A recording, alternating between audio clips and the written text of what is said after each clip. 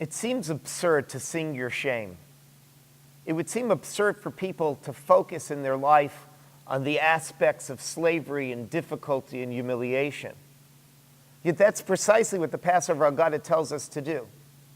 It tells us that we need to start the story bignut, talking about the shame, talking about the humiliation, talking about the trauma of slavery. And it's not just happenstance. It's actually meant to be emphasized.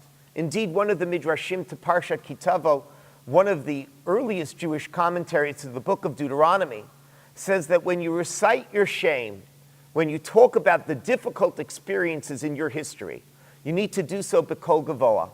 You need to do so in a loud voice. And indeed, the Passover Seder has so many rituals that remind us not of freedom, but of slavery. You have the bitter herbs, which remind us of the bitter experience of slavery. You have the charoset, which is a symbol of mortar. Even the matzah itself may be lechem oni, a poor man's bread, a reminder of the actual difficult bread, the poor bread, that Jews as slaves ate in Egypt. And so at the Passover Seder, we sit and we dip our bitter herbs of slavery into the mortar of slavery, and we wrap it in poor man's bread. We greatly emphasize the experience of slavery. We greatly emphasize our shame at the Passover Seder. And we have to wonder, why do we do that? Why do we want to relive traumas?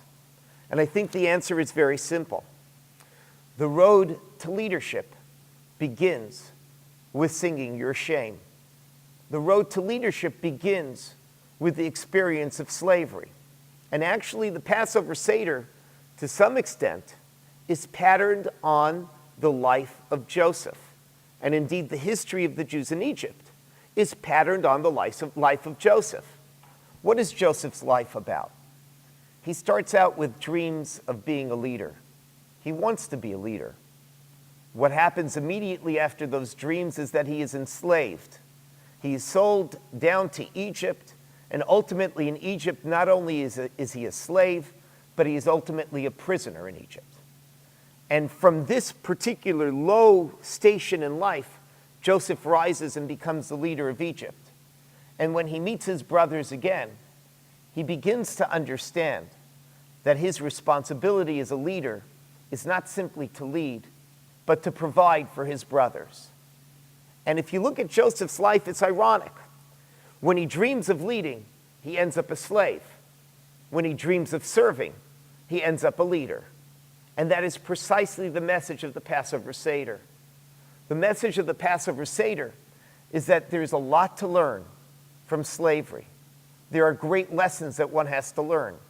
And most importantly, what you have to learn is what true leadership is. The Jewish people are asked to lead, but we're not asked to lead because that is simply a privilege that we're meant to get. That is not simply supposed to be an elevated status that was provided to us. Leadership requires service. The leader serves those that he leads. And that is the precise message of the Passover Seder. Sing your shame. By remembering the humiliation of slavery, you remember the most important lesson of leadership. And that is that a leader needs to be humble, he needs to be compassionate, and a true leader is a servant. Servant leaders understand that when you sing your shame, you learn how to be a better leader, and you learn how to be a better person. And that is the message of Joseph's life, and that's the message of the Passover Seder.